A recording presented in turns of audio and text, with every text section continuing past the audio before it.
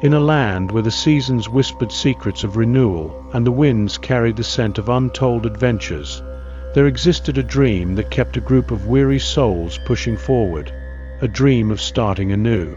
This is the story of those who left behind the known, the safe, and the comfortable, in search of a fresh beginning.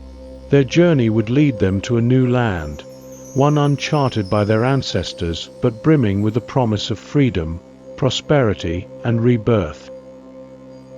But a new beginning is never without its struggles. The road to the unknown is often paved with obstacles, uncertainty, hardships, and the undeniable challenge of change. As these travelers set foot on foreign soil, they would soon discover that the new land would test them in ways they never imagined. With the coming of spring, the earth would begin to wake from its long slumber, and so too would the spirits of those who dared to dream of a better life.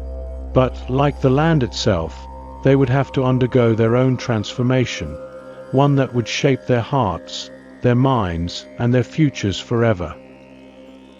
Chapter 1. The Decision to Leave. The smell of salt water filled the air as a gentle breeze ruffled the sails of the boat. It was early morning, and the sky was streaked with shades of orange and pink, a perfect reminder that another day had begun. But for Anna, standing at the edge of the ship, watching the horizon unfold, the day felt no different than the ones before. The same worries weighed heavy on her heart. The same uncertainty clouded her thoughts. She was leaving behind everything she knew. For years, Anna had lived in a small village on the coast, nestled between the mountains and the sea. Her family had farmed the land for generations, and the house where she grew up had witnessed countless seasons. But over the past few years, things had changed. The land no longer yielded the crops it once did. The seas grew more unpredictable, and their once thriving village had become a shadow of what it had been. It was the same story for many families.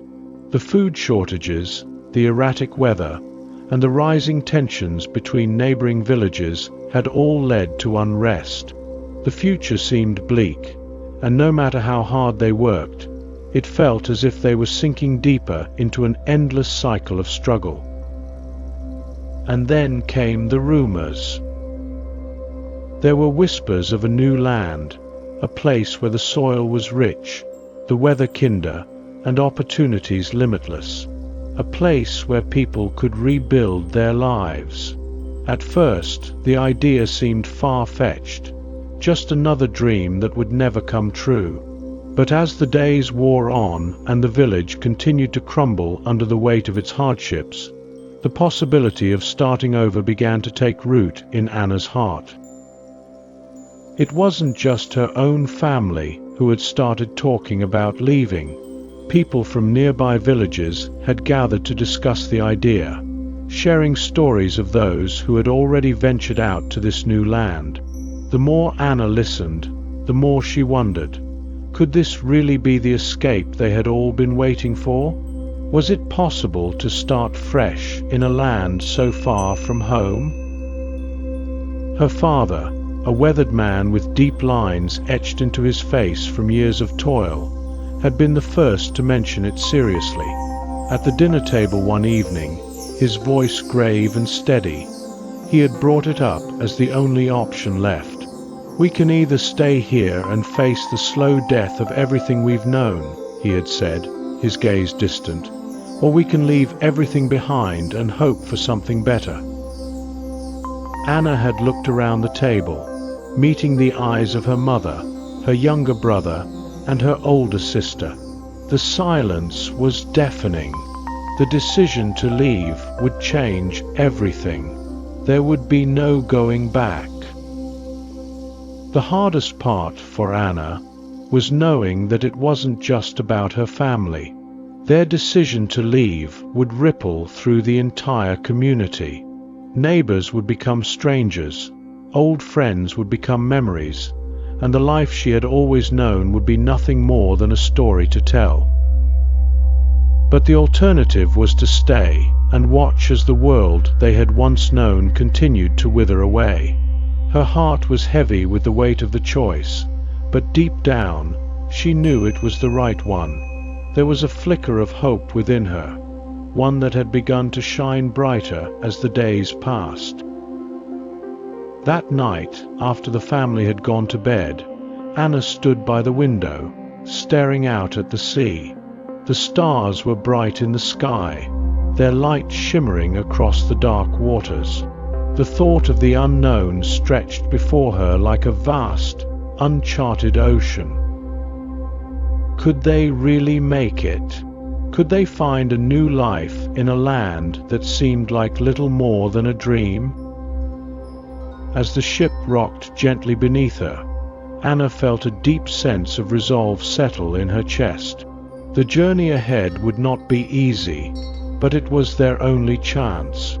She turned away from the window and looked toward the horizon. The new land, the promise of spring, was out there. All they had to do was reach it. And with that thought, Anna stepped back from the edge and joined the others below deck, ready to begin the long journey that would change their lives forever. Chapter 2: The Journey to the New Land. The ship cut through the dark waters with steady rhythm, the creaking of its wooden planks mingling with the sound of the waves. The journey had begun, but Anna could not shake the feeling that she was walking through a dream. Her feet heavy, her mind cloudy, unsure if this new life would truly come to pass. The familiar sights of her village had disappeared hours ago, swallowed by the vastness of the sea. There was no turning back now.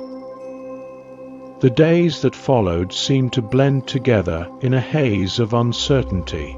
The constant motion of the ship, the endless expanse of water in every direction, left Anna with little sense of time. She spent most of her days on the deck, staring out at the horizon, watching the line where the sky met the sea.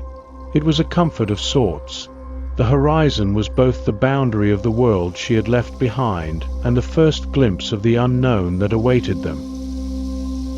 At night, the ship's lanterns flickered weakly in the cold breeze, casting long shadows across the deck. The crew worked tirelessly, adjusting the sails, keeping the ship steady against the relentless waves. Anna, along with her family, found themselves learning the ropes, too, literally. Her father had been determined to contribute, teaching Anna and her younger brother, Tomas, how to handle the ropes, how to secure the sails, how to read the weather. He had a quiet, authoritative way about him, but it was clear to Anna that the journey was taking its toll on him. The uncertainty, the vulnerability of being out at sea, it made him more introspective, his once strong and steady hands now trembling with the weight of his thoughts. Her mother, ever practical, had taken to preparing meals for the small group of passengers on board, using the few ingredients they had brought with them. Every meal was a delicate balance. There was never enough. Anna could see the exhaustion in her mother's eyes, the long hours spent at the cooking station, and the stress of keeping everyone fed with limited resources. But it was Tomas, her younger brother, who seemed to feel the weight of the journey most acutely. He was only 14, but had always been a sensitive soul, prone to fits of worry. The first few nights at sea, he would lie awake, staring at the wooden beams above him, unable to sleep for fear of what lay ahead. At first, Anna had comforted him, reassuring him that everything would be fine, but as the days stretched into weeks, she found herself struggling to offer the same words of solace. They were all uncertain, even if they refused to admit it. The passengers aboard the ship were a mix of strangers, other families, individuals, and even a few seasoned travelers who had been to the new land before. Many of them were silent, lost in their own thoughts, or perhaps simply exhausted from the long journey. Anna often spoke with a few of the children, sharing stories of their homes, their lives before they left. But as the days went on, she began to feel a sense of isolation. There were no familiar faces here, no shared history, no deep bonds to fall back on. Even her family, though they were together, seemed distant at times, their thoughts scattered in different directions. The journey was long, and the uncertainty of the sea only added to the tension. The weather, once calm, began to change. The skies darkened, and the wind picked up, turning the sea into a chaotic mass of waves crashing against the ship's hull.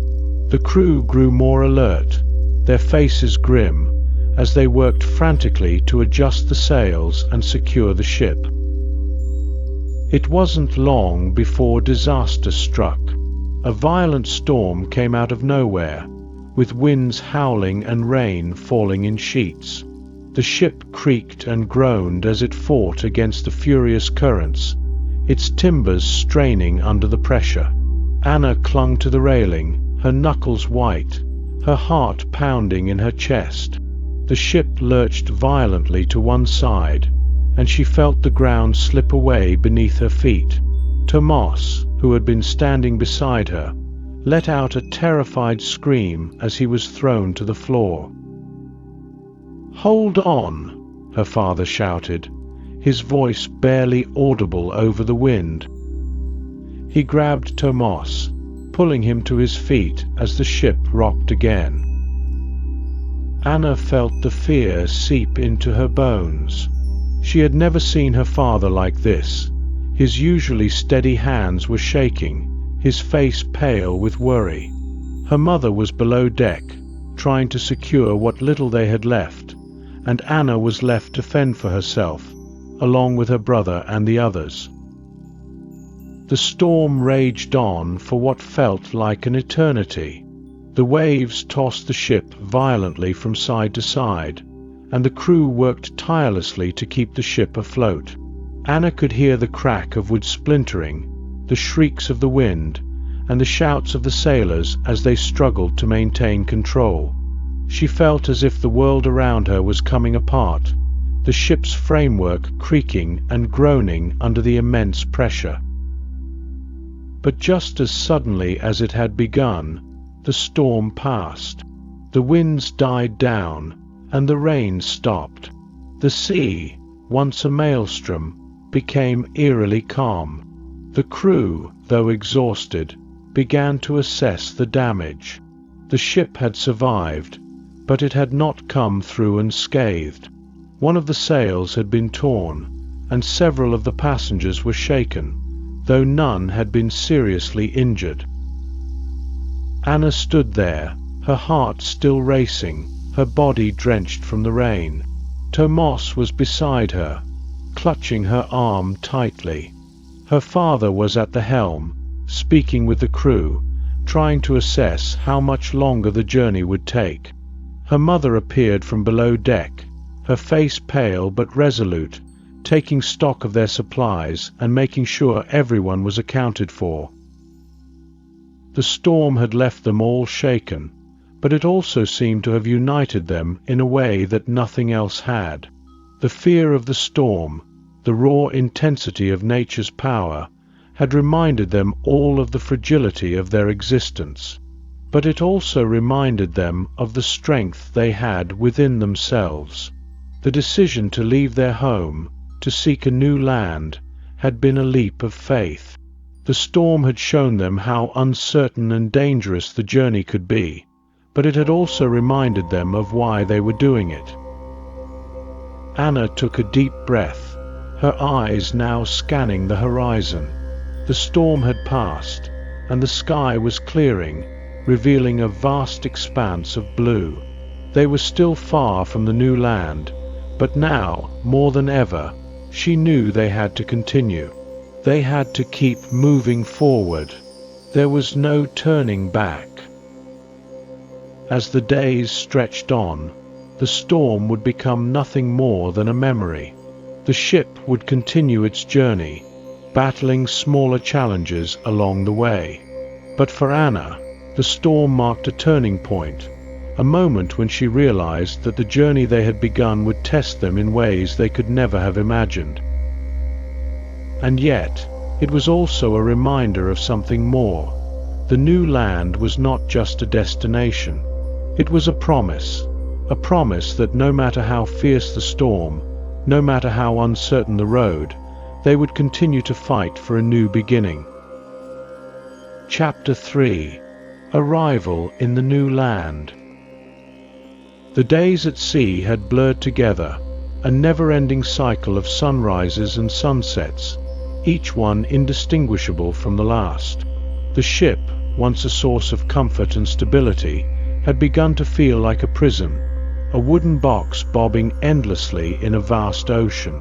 Anna had grown used to the sway of the deck beneath her feet and the constant salt in the air, but there was a constant ache in her chest, a longing for something solid, something that belonged to them. It was on the morning of the 15th day that it happened. Anna had woken early, as she often did, to watch the sun rise over the horizon. She stood on the edge of the ship, her face turned toward the gentle breeze, when she saw it. The first glimpse of land. A thin line of green and brown, barely visible through the mist, but unmistakable nonetheless. Her heart leapt in her chest, and she called out to Tomas, who was still half asleep on the deck. Thomas! "Look, land!" Anna shouted, her voice cracking with emotion. Tomas stumbled to his feet, rubbing his eyes. He blinked and then stared at the horizon, as though unwilling to believe it at first. But there it was, undeniable, the new land. For a moment, no one spoke. The crew, the passengers, even the captain, all paused, their gazes fixed on the land that had been a mere legend, a dream, until now. Anna's father, standing at the helm, wiped his brow and murmured something under his breath, perhaps a prayer, perhaps a word of thanks. The ship's course shifted slightly, and the sails were adjusted to catch the wind more efficiently as they began to close in on the shore. Anna felt her pulse quicken as the land grew closer. She could see the outline of mountains, their jagged peaks rising sharply against the sky. The shore was lined with lush greenery, the trees thick and wild, stretching as far as the eye could see. The air smelled different here, fresher, cleaner, tinged with the scent of pine and earth. It was nothing like the salty, damp air of the sea that had accompanied them for so long. But even as excitement swelled within her, Anna couldn't help but feel a gnawing uncertainty. What would they find when they reached the shore?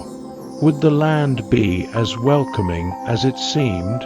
Or would it be just another harsh reminder that nothing ever came without its challenges? As they neared the shore, the sea became rougher. The winds picked up, pushing against the sails, and the ship rocked in the turbulent waves. The crew, now on high alert, worked quickly to navigate the ship safely through the choppy waters. Anna watched as they maneuvered the ship toward a natural harbor, a sheltered inlet that offered a bit of protection from the fierce winds. The captain, a weathered man with a deep voice and calm demeanor, called out orders, and the crew responded with practiced efficiency. By late afternoon, the ship had anchored safely in the harbor, and Anna stood at the bow, staring out at the shoreline. It was even more beautiful than she had imagined. The land stretched out before her like an untouched canvas, waiting to be shaped by those brave enough to claim it. "Is it everything you imagined?" Tomas asked, his voice small beside her. Anna glanced down at him. "I don't know yet," she said, her voice thick with emotion. "But it's a start." As the ship's anchor settled into the mud of the harbor, the crew began to prepare for the landing. The gangplank was lowered, and the first passengers disembarked, stepping onto the unfamiliar soil with a mixture of awe and caution.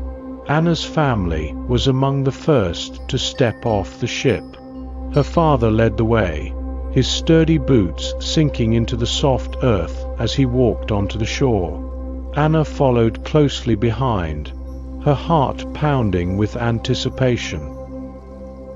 The moment her feet touched the ground, she felt a strange sensation, a connection to the earth beneath her.